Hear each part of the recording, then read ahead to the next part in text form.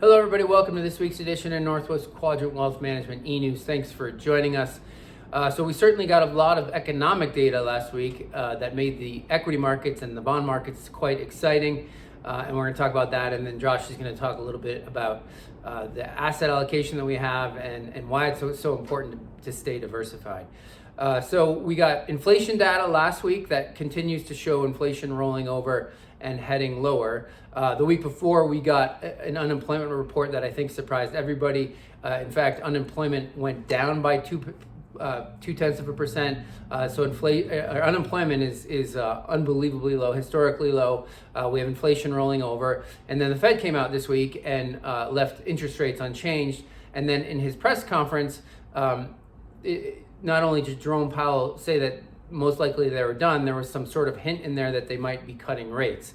And then quickly on Friday morning, this morning, they sent out the New York Fed Governor John Williams to walk those comments back and say, we're not talking about cutting rates at all. So equity markets certainly liked it. And we've seen a tremendous rally, obviously, in the stock market over the last month or so, which we're certainly enjoying. We're just not certainly totally sold on, but it's another reason that you need to stay in markets to participate in these kind of moves, because I don't think anybody was calling for a move like we've seen as of late, and we're certainly enjoying it. But we aren't in the camp that the Fed is going to be able to cut interest rates next year. The behavior of markets, the wealth effect that's created when a market rallies like this is inflationary in itself, and so the Fed knows that, and so most likely we don't think the Fed is going to be able to cut rates. And when I think about our Fed funds rates restrictive right now, when I look at the economic activity in the United States, I don't think they are restrictive by any means. And so the idea that the Fed would cut, to me, is insane and will bring inflation back. And so the only question that Josh and I have is, now the 10-year Treasury, the yield on the 10-year Treasury is, as we sit here today, 3.9%. So, not so long ago it was 5.2, and now we sit here at 3.9. And so is the bond market telling us that we are definitely in for a slowdown sometime in 2024. We're not sure. We don't know. Nobody really knows. And it's why we stay invested. Remember, it's time in the market rather than trying to time the market. But the good news is the stock market rally you're all participating in because you're staying invested. Inflation continues to roll over, which is really, really important. But I think the Fed is really confused about what to do in their next few meetings. And I think what it'll end up happening is they'll do nothing. They'll just leave rates where they are.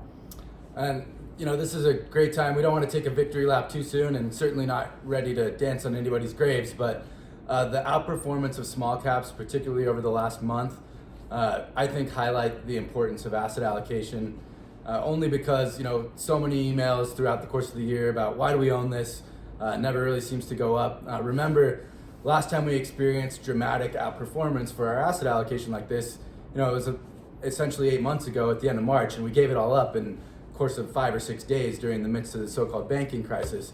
But the idea is that those positions move so quickly that unless you own them through the duration of the cycle, you're not going to participate in the rally. And if you go back and you look, that outperformance happens so dramatically fast that we're here every day paying attention. And those people that are out there and aren't in the office or whatever else that come in on the second leg of the rally, they missed half the move.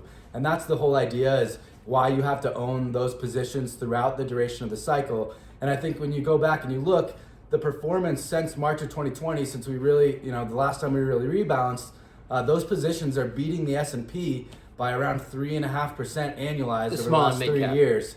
And that's in line with historic outperformance of those assets. And so I just wanted to highlight that. Investor psychology is, of course, now reticent to go in and buy it, but they're still really cheap compared to the rest of the market. And you just have to own those positions durably throughout the cycle. And I think the last 2 weeks, really the last month, highlight that reality. So yeah, 2023 has proven a couple things: that timing the market is a fool's game. We're never going to try to do it. So it's time in the market rather than to try to time the market. That's so vitally important. And we've really experienced great example of that over really the last 3 years. And then asset allocation, owning lots of different asset classes, including, like Josh said, small and mid-cap stocks, is really important. But when those asset classes do well, they do it in bursts, and so that you have to stay in them. And we're never going to be able to try to time those bursts. So asset allocation and time in the market are vitally important to long-term performance. So as always, if you have questions about your account or your situation, give our office a call. The number here is 800-743-0988, or you can email either one of us, Josh or Tyler, at northwestquadrantwealth.com. We'll see you back here one more time in 2023.